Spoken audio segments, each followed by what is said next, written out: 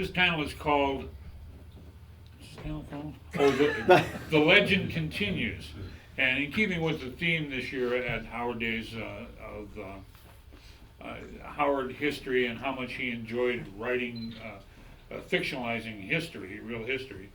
Yesterday we talked about some of the more ancient type history. Today we're going to talk about some of his more contemporary history writings, his westerns, his writings with El Borak, and I know James and Dave will also throw in some other stuff too. So I'd like to present James Reasoner and David Hardy.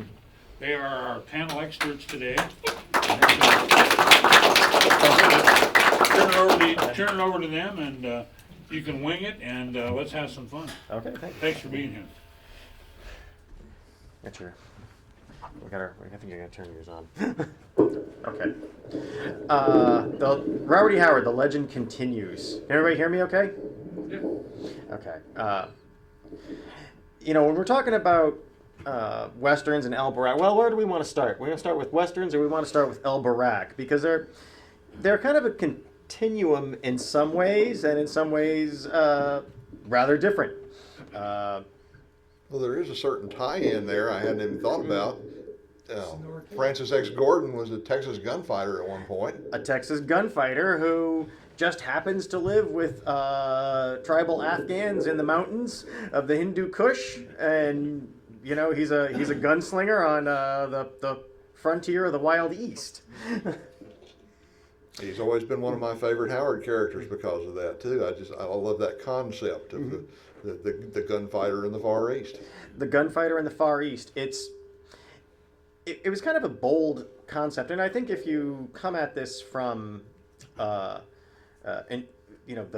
pulps of that era, a lot of people talk about this. Oh, this is his homage to Harold Lamb and Talbot Mundy.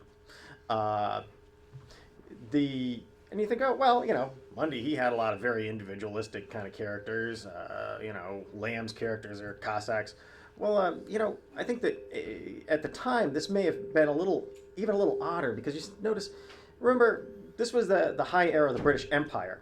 And in popular culture, films, you're getting movies like Lives of a Bengal Lancer, Charge of the Light Brigade, where it's about British officers in this same region facing sometimes similar opponents, native uprisings, foreign intrigues. But what sets El Borak, Francis Xavier Gordon, apart is he is a Western gunslinger. And he's not talking in a Western drawl. He's not having fast draw showdowns.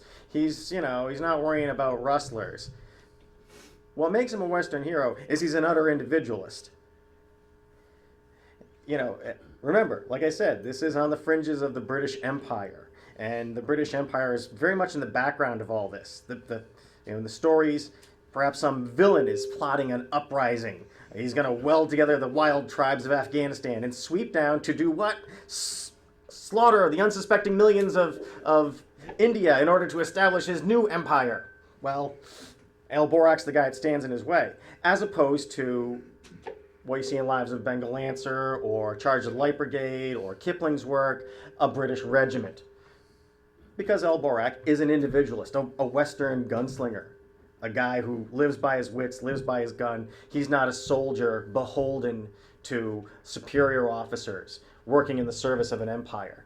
And I think that's what sets him apart. And that's what really makes him that kind of frontier character. So it's a little bit subtle in some ways. If you're looking for a straight mashup of Max Brand and Kipling, it's its own thing, and it's a lot better than you might expect. A lot better than you could ever expect, because I think El Borak is one of his best characters, one of his best creations. El Borak and history. El Borak was one of Howard's first characters he created. He said he has about, I believe, 10 or so. This would have placed around 1915, 1916. The character's name, Francis Xavier Gordon. been a lot of debate about where he got that name. I believe Rusty Burke said, well, noted it's very similar to Francis Xavier Bushman, a noted silent film star. My renegade thesis, which happy to go out on a limb and let anybody saw it off on me, but there actually were American adventurers in Afghanistan in the old times, and one of them was a guy named Alexander Gardner, known as Gordana Khan, among the Afghans and Sikhs. And he operated in the exact same region that the El Borak stories are set in. And his biography, which he related his stories of what he did as a young man to a British officer. Well, he was born in America on the wild frontier up in Wisconsin, but raised somewhere on the Colorado River at a place called St. Xavier, which would make it Texas, possibly in the Austin region.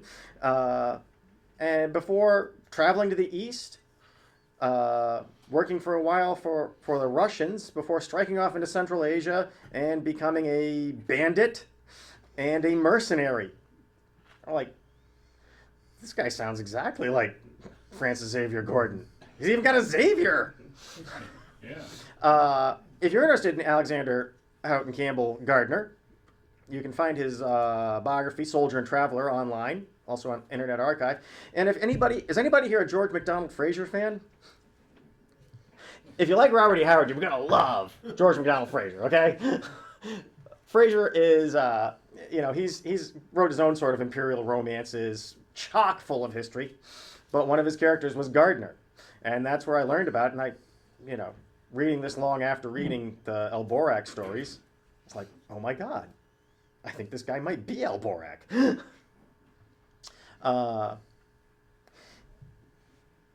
Kind of get into a little. There's also some other interesting history in there. There was another American who recently, back in 2001, got in the news again. A guy named Josiah Harlan. He was a Quaker from Pennsylvania, and went to serve with the British in India, and then became a mercenary for the Sikhs, and then a mercenary for the Afghans, before leading his own tribal army and being named Hereditary Prince of Gore. Ghor. Gore Kinslayer? Mm-hmm. John Norman? I don't know. But it was true. The documentation was there, can still be found in Afghanistan and a certain library in Pennsylvania. And the guy who starred in Dawn of the Dead was his direct lineal descendant and hereditary monarch of some small region in central Afghanistan.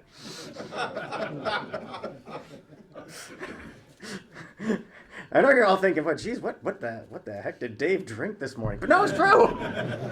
You can't make that up. I'm not that creative. So when you read the El Borak stories, I mean, these are stories set roughly in Howard's contemporary time, and yet they have a lot of echoes of things that you can find in history. There's also a lot of deliberate inclusion of history in these stories. As I said, Howard created this character probably when he said he was about 9, 10. About the time the novel The Seahawk came out, which had a character in it named El Borak, which name, by the way, means the Swift, a tribute to his prowess with gun and sword, very appropriate to a gunfighter, and appropriate to a sword-fighting swashbuckler. The El Borak stories that we know were mostly produced in the mid-1930s, but Howard had been working on these for a very long time. As I said, created when he was 9. In the 1920s, he made an effort to write a number of these stories. He was still a young writer. He was still learning his trade. He was still finding his way with them. What the stories, and these are collected in the early adventures of El Borak from the Robert E. Howard Foundation, you find stories where El Borak is called upon to rescue an English Mem Sahib who's been kidnapped by wild Afghan tribesmen. It's a storyline straight out of James Fenimore Cooper. Can't get more Western than that. It is also, interestingly, probably a contemporary story. At that very time, an incident where Afghan tribesmen had come over the border and kidnapped a young English woman from her family home in Peshawar had made headlines. It was reported in the Dallas News. Perhaps Howard read of it. Perhaps he was just thinking along those lines. The story was never completed. I can't answer why. As I said, Howard was a young writer. He was still learning his craft. He was still polishing, still developing his skills. El Borak was almost a science fiction hero. One of the few juvenilia stories that Howard completed about El Borak, he goes to visit a scientist who sells advanced weaponry. El Borak's going to use the weaponry to take over. He's a ruthless conqueror who needs some super weapons. The weapon he's going to buy is an advanced combat robot. Awesome. Well, you shouldn't kick the tires on those things, and so the El Borak that you know from these stories that you've read about in El Borak and Other Desert Adventures, in The Son of the White Wolf, Lost Ballad of Skander, he almost wasn't there. A number of the juvenilia stories are practically Rider Haggard pastiches, with El Borak leading an expedition of Afghans and African, through the African wilds in search of a lost city that's going to be packed with treasure. Doesn't he make it through the whole continent at some point? He wanders somewhere from around Durban up to dang near Cairo. Is it when he meets dinosaurs too? There's one where, yes, he meets dinosaurs. He teams up with James Allison, the Sonora Kid, who is an outlaw on the run, who turns up in Oman. So yeah, you got Africa, you got the Arabian Peninsula. Maybe it's a robot in New York City. He kind of didn't quite know exactly what he wanted to do with that character because, he was a little bit inchoate. Few of these stories are finished. There's a lot of promise in there. There's a lot of fun. If you're a Howard completist, it's a fascinating book to dip into. There's one where Howard very much goes and uses El Borak. He's starting to use him as a commentary on contemporary politics. Howard was a guy, he read the news, he kept abreast of current events, loved to debate them, as we know. Famous series of letters with H.P. Lovecraft debating politics, society, culture, current events. Well, in one of those early El Borak stories, the castle, and my memory's failing me, so I'm embarrassed here. But in one of these stories, El Borak is looking to pay back the Turks for the slaughter of the Armenians. It's a very, very direct reference to contemporary events. There's no, I'm going to look for a lost treasure. It's, I'm going to avenge this horrible crime against humanity. I think that somewhere between those two poles, El Borak is a ruthless adventurer who's going to find a treasure. He's going to get some robots and take over. And El Borak is the kind of guy who believes in right and wrong and will, he's going to hunt down war criminals. That's kind of where the El Borak that emerges from Howard's pen as a mature writer comes from. The mature El Borak stories, they're very polished. El Borak is fundamentally a good guy, but as times is noticed, his reputation is that of a renegade and an outlaw. He's not interested in money. People think he is. He's more interested in loyalty to his friends, in in doing what he believes is right and believes what his bounden duty is. And yet it takes place in Afghanistan, in the wilds of Central Asia, that still kind of encompasses the lost city, lost race vibe. And this is where Howard really kind of gets a chance to show off his love of history, because one of the first El Borak stories is Lost Valley of Iskander, where El Borak is, Gordon's being chased by Hunyadi, a ruthless adventurer who's going to take over, slaughter millions, and he stumbles into a hidden valley where there's a whole city of Greeks high in the mountains of Afghanistan who are living there just like they did when Alexander the Great dropped them off as a garrison. And I'll tell you, I read that one and I was sold. Okay, this is Howard, expressing that love of history, because, you've got this adventurer, this swashbuckler hero, and there you're conjuring with the name of this great conqueror, this huge figure of the past, Alexander the Great, and here's his living descendants. And there's even a wrestling match in the middle of it, which again, this Howard's love of physical sports, of boxing and physical combat. It's utterly fantastic, and yet it's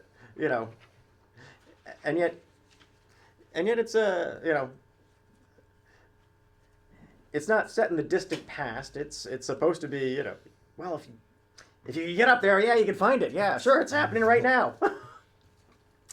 And that's one of the I think part of the charm of it, of the El Borak stories, is you can switch from this very wild lost race fantasy to a story like Hawk of the Hills, where the tale is about El Borak and his Afghan friends, the Afridis, have been double-crossed at a tribal peace council, and now there's a feud on. It's a range war, it's a feud up in the hills of Afghanistan, and a meddling British bureaucrat is gonna show him, I'll show you guys how to make peace, and of course El Borak shows him how you make peace with traitors. I'll give you a hint. It involves a sword. So as I said, you go from invoking the glories of Alexander the Great to basically a story about British imperial power, not quite working. And as I said, that's these are contemporary stories.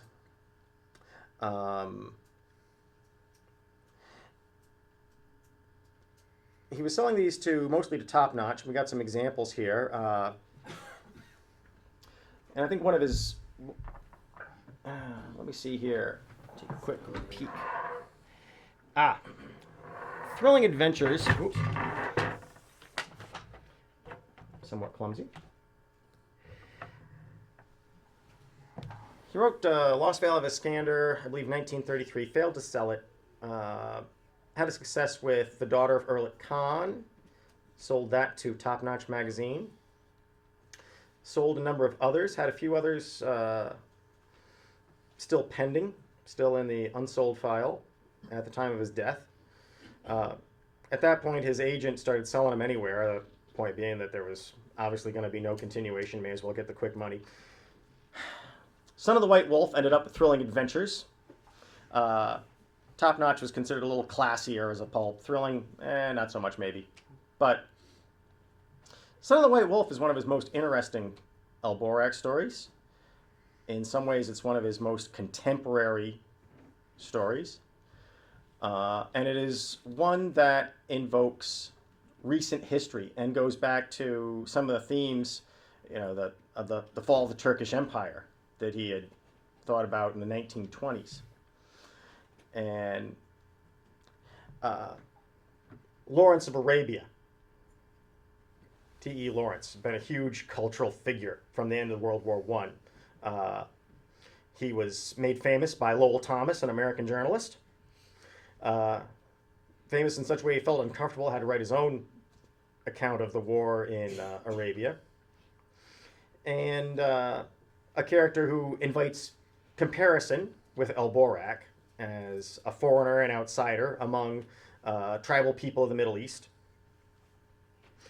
Well, this is the Son of the White Wolf is the story where El Borak basically takes on the role of T.E. Lawrence. He's leading Arab tribes in the Great War, in World War I, against Turkey at that time, part of the Central Powers opposed to the Allies, England, France, and the United States. The story isn't so much about the politics of the Great War. It's about the politics of a bunch of Turkish mutineers. And this is kind of interesting because it's a very, it's different in that it speaks about a specific historical moment that, as opposed to being a little bit of a, some of the others you might say, oh, it's a little bit of a Never Never Land. Oh, it took place, I don't know, last year. This one, you can say, oh yeah, this is World War I. I'm going to say 1917, 1918. The Turkish Empire is collapsing, and a Turkish mutineer leads his troops off into the wilds, goes renegade. And there's a very striking passage in there. Let's see if I can locate it.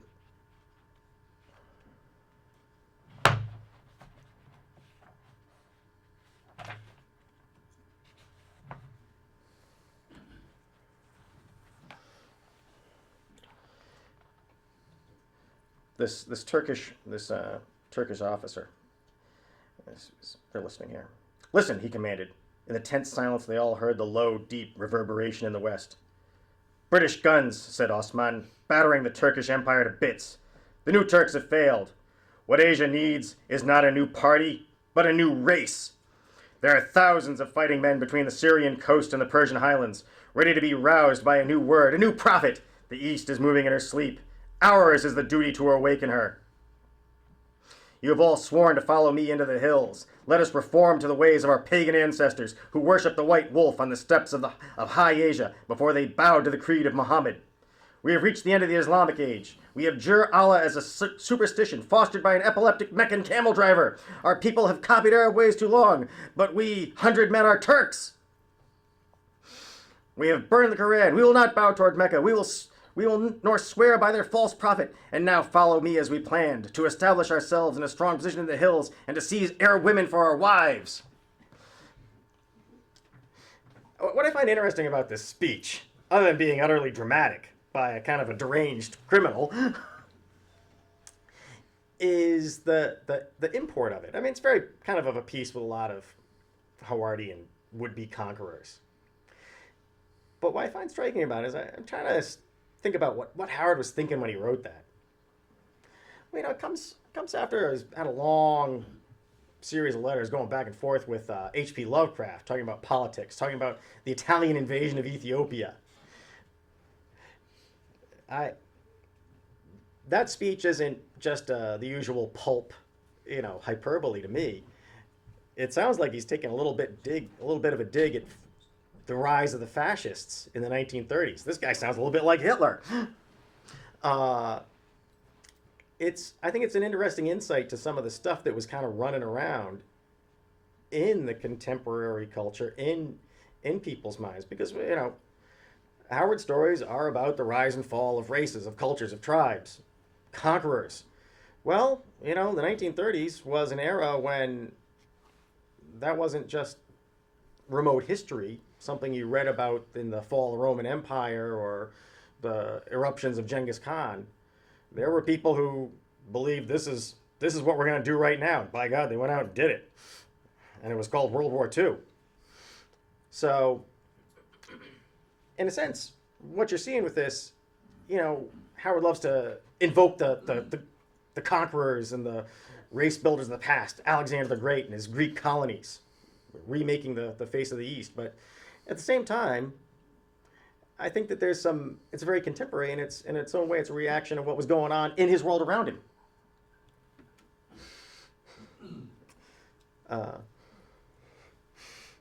I've been monopolizing this a lot, James. That's fine. I've been interested.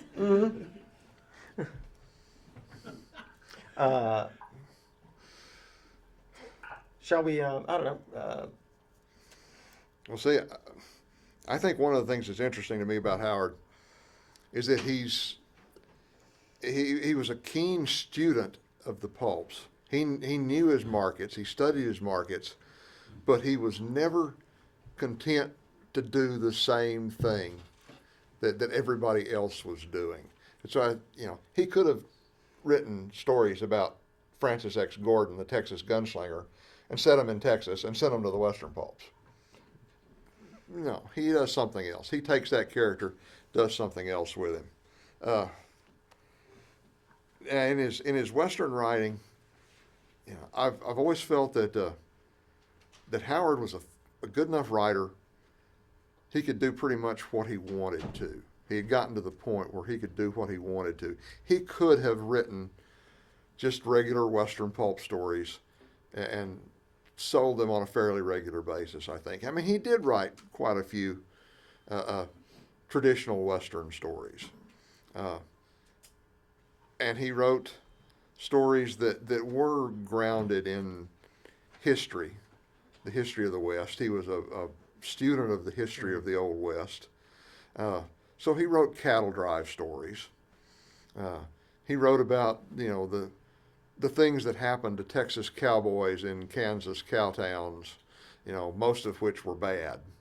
In stories like Knife, Bullet, and Noose, that's a story where it may not be based on a specific incident, but everything in that story could have happened. It's all very well historically grounded. But he also pulled incidents from Western history, out of Western history, and used them in his Western stories. The Vultures of Wahpeton is based on two separate historical characters from the Old West. Henry Plummer, who had the gang of vigilantes in Montana who were supposedly keeping the law but were actually breaking it. They were the actual outlaws in the area. And Hendry Brown, who was a gunfighter himself, who is the sort of the basis for Steve Corcoran in that story.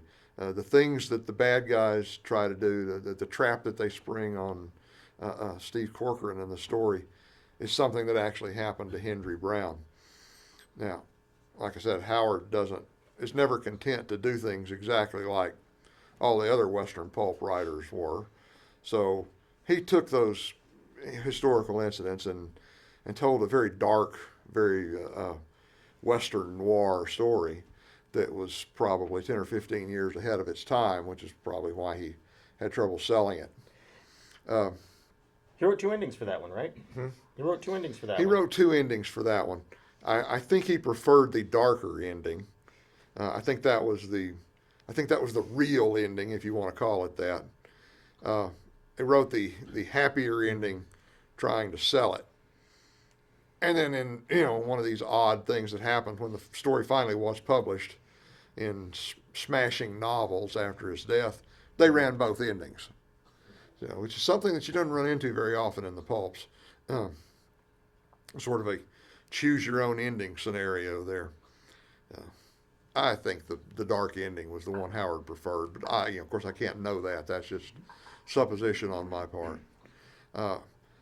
Another story that he wrote that was a contemporary Western, contemporary to his time, that's extremely grounded in history, in local history, is Wild Water, which has always been one of my favorite Howard stories. Now,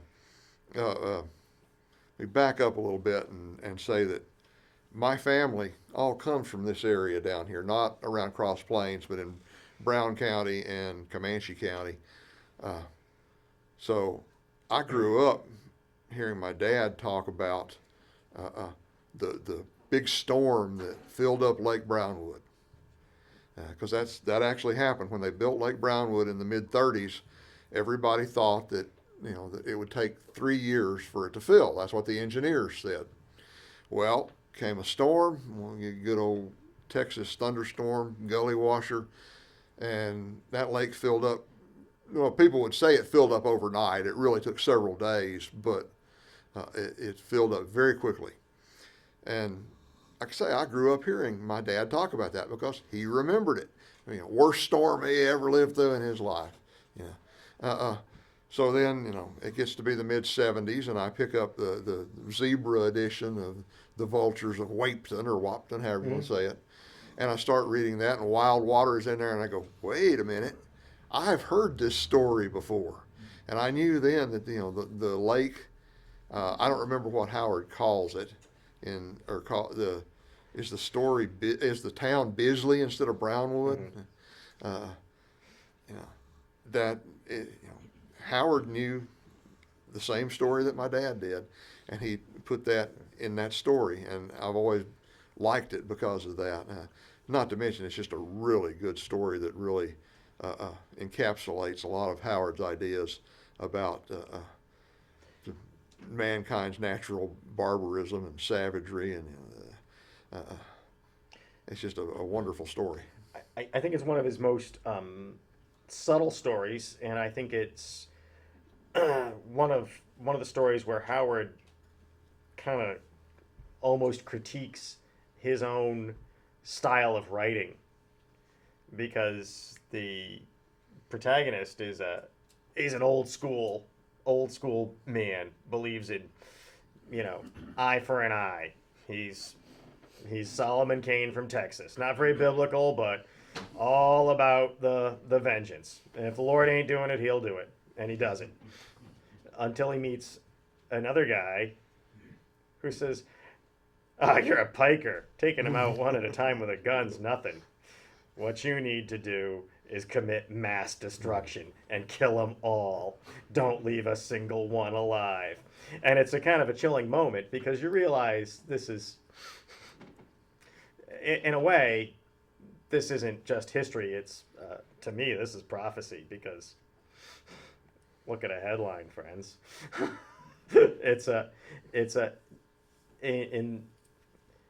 I think it is one of Howard's most underrated stories, because it is the one where he really digs into the meaning of all that bloodshed that he puts in all the others. I guess, yeah, you double-crossed me, I'll pay you back, and getting even. Well, okay. Now I'm going to get serious for a moment and talk about, all right, you want to know about really getting even? This is how crazy it can get. So it's we get a little bit uncomfortable almost. I think a lot of artists, we read these kind of deathless, daring, swashbuckling stories, but at the same time, yeah, I think we read it to relieve the tension from the world that we live in. I don't think there's a harm in it, but at the same time, there's a critique to be offered. And anybody who thinks that Howard was just a simplistic hack and slash writer is read Wild Water, and you see. Yeah, they need to read that story. Yeah. It's one of Howard's most personal stories, I think, because of the personalities involved in it, and the fact that it takes place right down the road here, not that far from here. But then Howard did that all the way through his career. I've read that the Afghanistan and the El Borak stories, in a lot of ways, is Texas. The Conan story, Beyond the Black River, I've always told people, well, that's one of Howard's best Western stories. I don't care if it's got Conan in it. It's a Western story. The Black River, I think, is the Brazos River, and beyond the Black River, or the Comanches, or the Picts, or whatever you want to call them. Another Conan story, I think, that is a good example of how Howard's life and where he lived and everything influenced what he wrote, is Black Colossus. Because there's a big battle scene at the end of Black Colossus, and as he's describing the geography of the area where this battle takes place, I was reading it and I'm going, I think I've seen that. And I have. It's the Cap Rock out here in West Texas.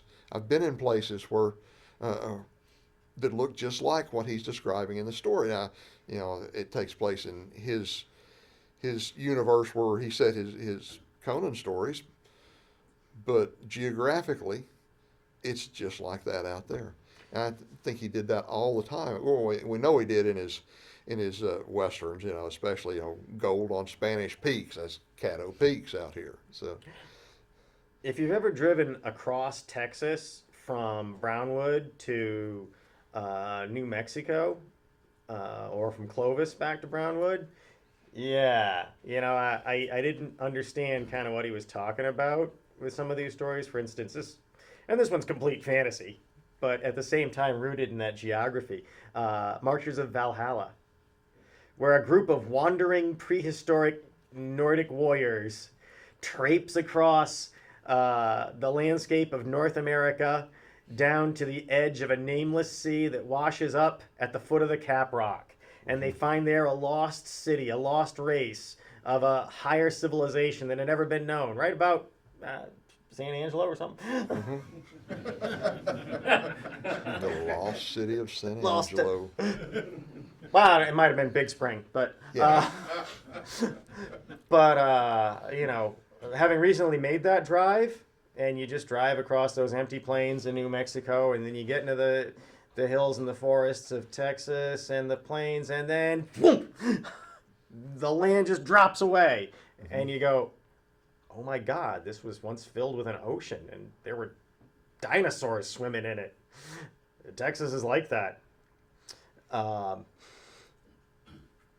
Speaking of Western landscapes and kind of how geography influences stories, how many folks here have visited Lincoln, New Mexico? It's a kind of a small place, and really there's a few people living there in a bed and breakfast, and I always thought, oh gosh, this is New Mexico. It's not like big plains and open mountains and lots of space. And I'm always very puzzled by he talked about visiting there and seeing the site where Billy the Kid and the regulators of Lincoln County fought it out with the Dolan Murphy faction, and he says, well, it's such a closed-in place. There was nowhere for them to go. Their hates had to reflect back on each other. I thought, that didn't make any sense. This is the West. Everything's big. Everything's spacious. You just keep going. And then I visited Lincoln, and it's a tiny little spot in a kind of a narrow valley. And, you go up in that courthouse where Billy the Kid was, chained up and saw, got the keys to his handcuffs and shot Poe and shot Bob Ollinger. And you look out the back window and there's the mountains. And, man, you are in a narrow spot. And he took that germ of an idea, that geography that he saw on a trip out to New Mexico, and said, put it into another lost race story. Red Nails, where the people are literally physically trapped inside a walled city.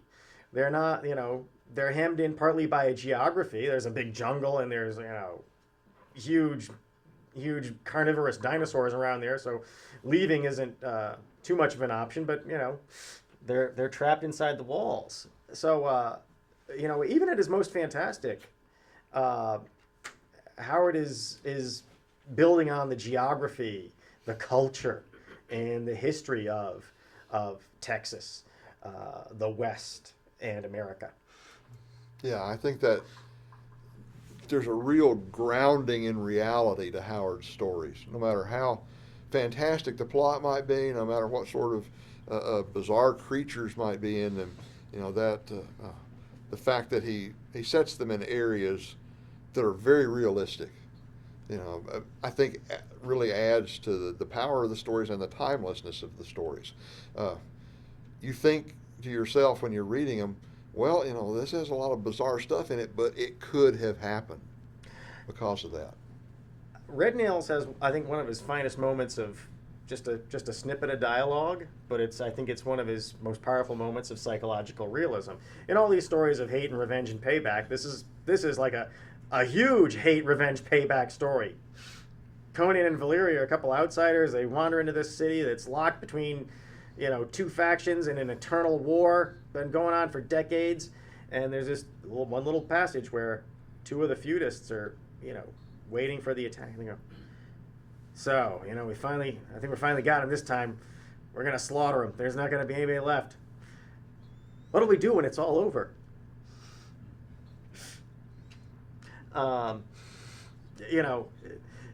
It's, Conan doesn't even appear in that scene. It's just a snippet of dialogue. It's just a little short, but Now it's, what? yeah, And now what? Now what?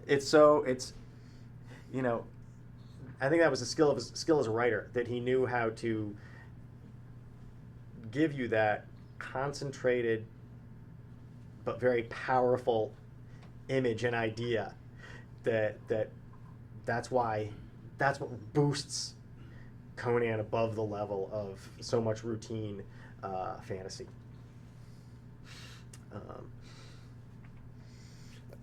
This also leads into the age-old question: what would Howard have done if he lived? Because he had just barely scratched the surface of the Western history that he could have used. He wanted to write more Westerns, and I think that's what he would have done. And I think there would have been a lot of historical grounding to those Westerns. I mean, you can sort of look at the letters that he wrote, where he talks about various things that happened in the West, and in the past he has taken those stories and transposed them into something else, transposed them into fantasy or Middle Eastern, Far Eastern adventures, and I think he would have done more of the rewriting the history of the Old West as actual Westerns had he lived. I believe he said in the novel, I want to write a real story about the real people of this land. Yeah. And he loved talking to old timers who remembered the frontier days, the pioneer days. Made a point of talking to Novelin's grandmother about the early times. His good friend Tevis Clyde Smith was also a collector of local history and published a couple of little books about the history of Brownwood. Collected a lot of these stories and was noted by the Southwestern Historical Association. Now it's the Texas State Historical Association. Howard and his friends were very interested in local history, and Tevis Clyde Smith was, in his own way, made a notable contribution to preserving local history by collecting the stories of the old timers, because I think that at the time it was in the past and it was important, but there's just tons of old timers, they all got a bunch of stories, but they're not going to be remembered unless somebody took the time to record them. Which I think sort of leads to one of the ironies of Howard's life, in that he lived in a very notable and distinct historic period in West Texas, in this region, the era of the oil boom. And I think it's an era that deserves notice on a par with a lot of, with any other part of frontier history in Texas. This, amazing new economic activity, getting oil out of the ground for cars. Does anybody think that was kind of significant? How many people drove here today? Cross Plains made history. The ground under our feet helped make the modern world. The stuff that we take for granted, being able to get in a car and just drive.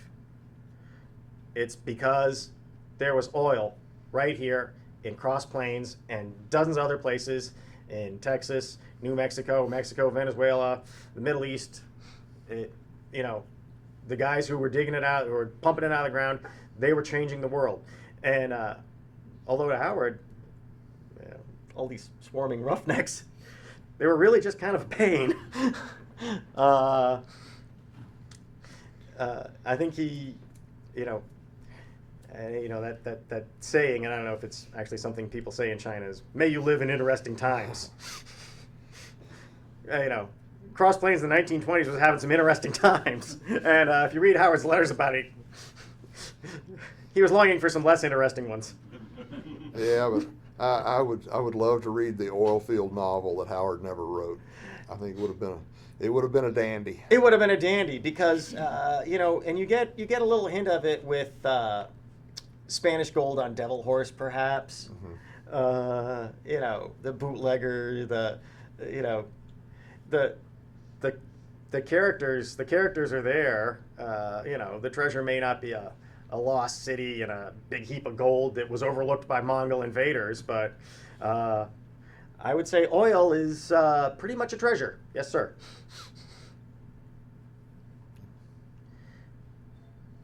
Shall we? Yeah, we can throw it open for discussion if we. Shall we throw it open for discussion here? How about some? Who's got some questions? Yes, sir. James, of course, you guys both touched on Billy the Kid, and we had a discussion one time where you've done some writing on Billy the Kid in your book called Draw. Yeah. And I was just wondering if I'm going to break bad on Dave here. If Dave's account of what happened with Billy the Kid is accurate, because you once told me that there are so many Billy the Kid historians out there, and they all seem to conflict. I think what he says is accurate as far as I know. Yeah, there's, for any historical character in the Old West or anything that happened, there's many different stories, many different versions of the stories, and usually each version has its supporters, and they can be very avid supporters of that theory, whatever it is. Bill mentioned my book Draw, and if I can talk about that book for just a second. That book got me. It was a nonfiction book about famous gunfights in the Old West, which I hope Howard would have been interested in. That got me more hate mail than anything I've ever written in my life. Because, boy, if I said something about Billy the Kid or said something about Wyatt Earp, I was going to get an email from somebody who said, "How can you believe that? That's just wrong." But my favorite was the fellow who emailed me and said, "How can you deign to write history, a mere novelist? And he may have been the one who said, "Your book doesn't read like it was written by a professional historian." Well, there's a good reason for that. My editor wanted a book of entertaining stories about the Old West, so yeah.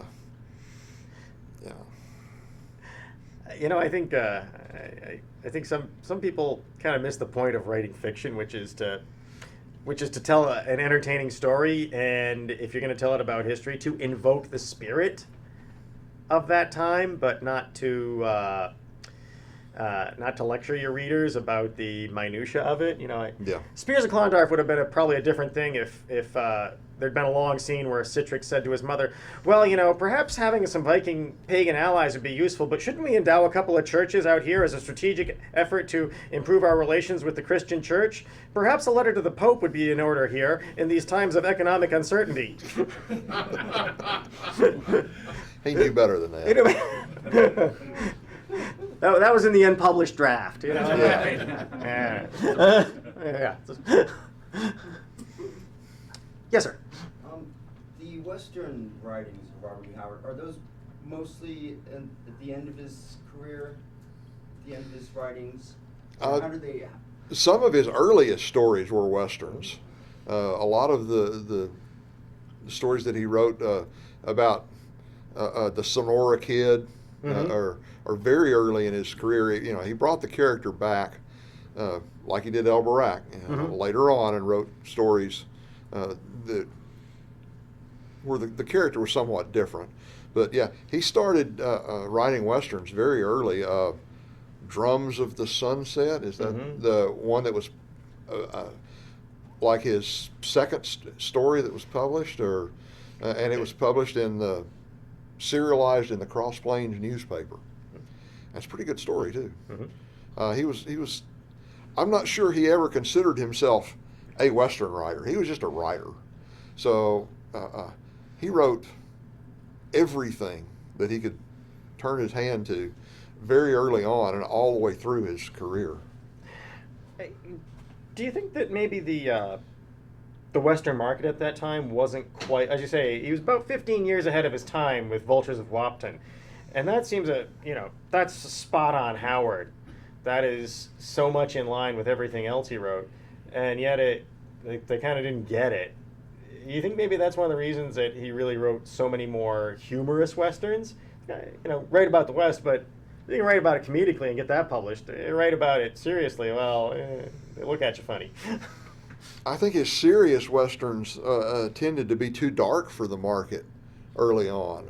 That's why I think he would have been a lot more successful in the Western pulps after World War II, because there's, the Western pulps definitely start to get darker in the late 30s and on through World War II, but it's really in the late 40s where you see authors like H.A. DeRosso, who's a great Western author, and his stories are probably the darkest Western pulp stories that I've come across.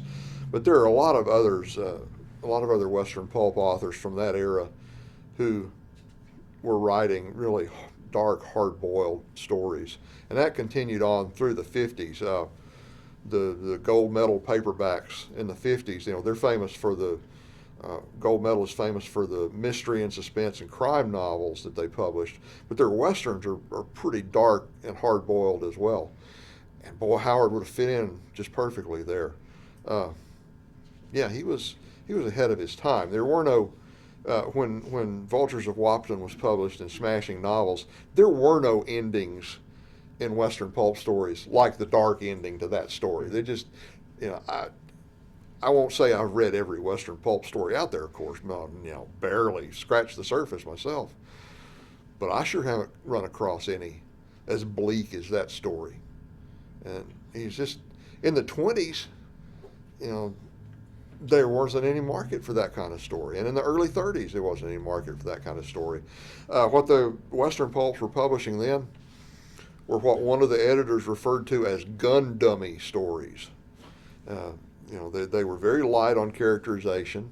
They were, very traditional in their plots. The same save the ranch plot over and over.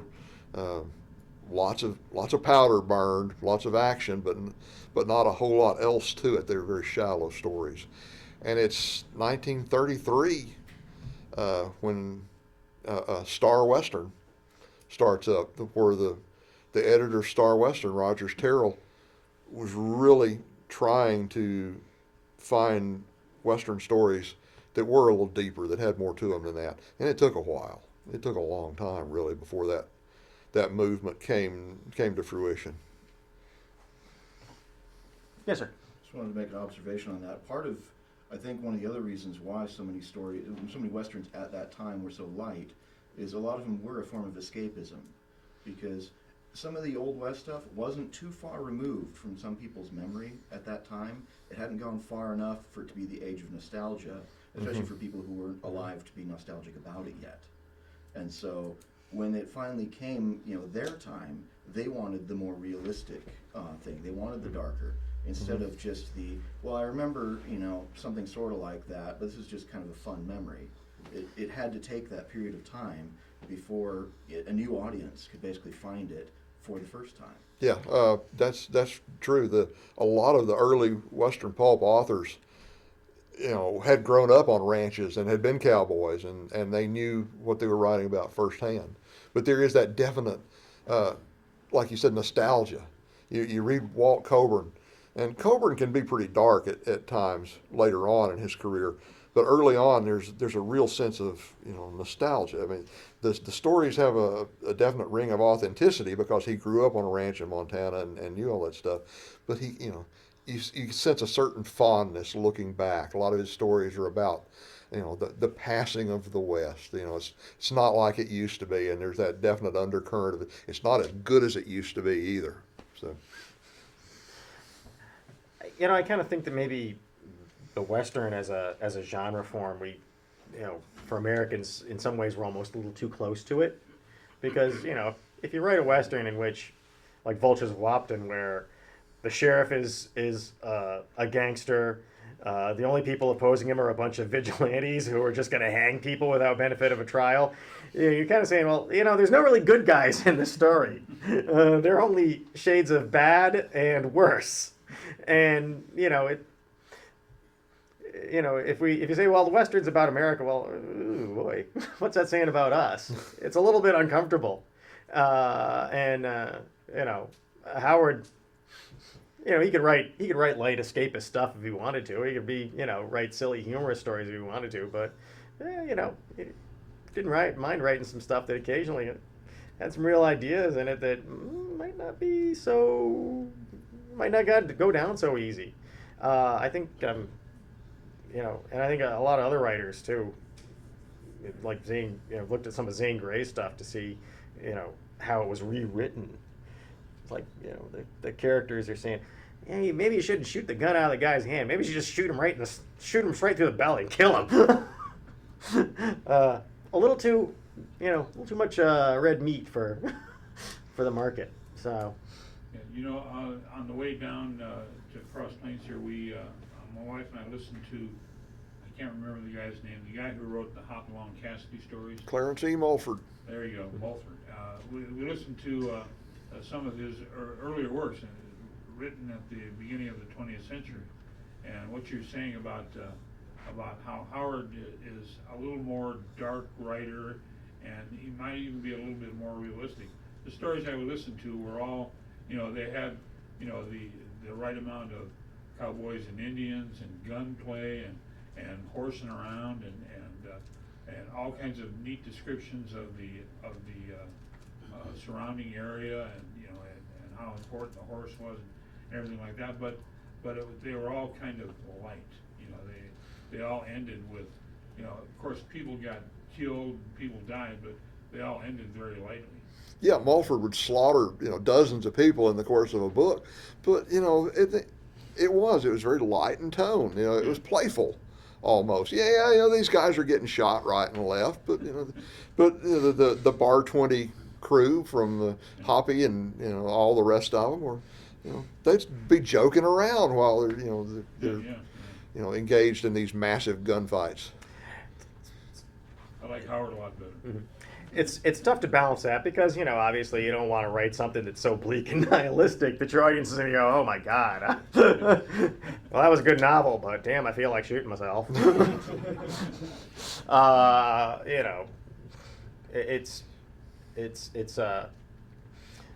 That Howard, I think, he came along at a moment when the markets and the national mood were starting to change things. This was the high era of the hard-boiled detective.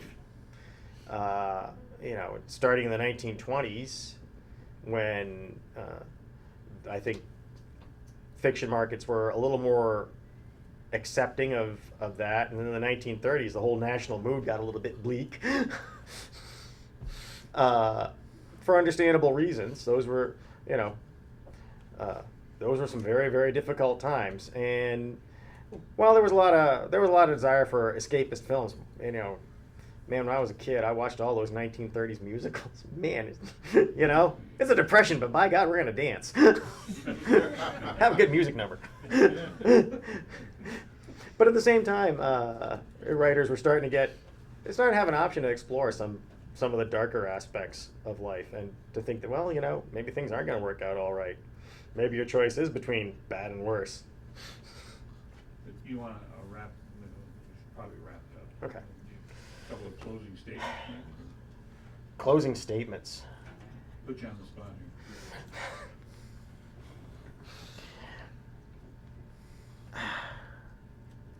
here. I'll put old Borak up against a Kipling story any goddamn day.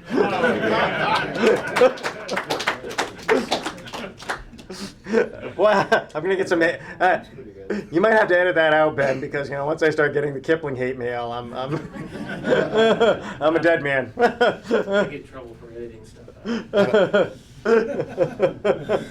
And I want to read all those historical westerns that Howard didn't get around to writing.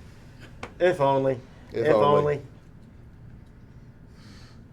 I believe. Well, thank you very much, folks. Thank you.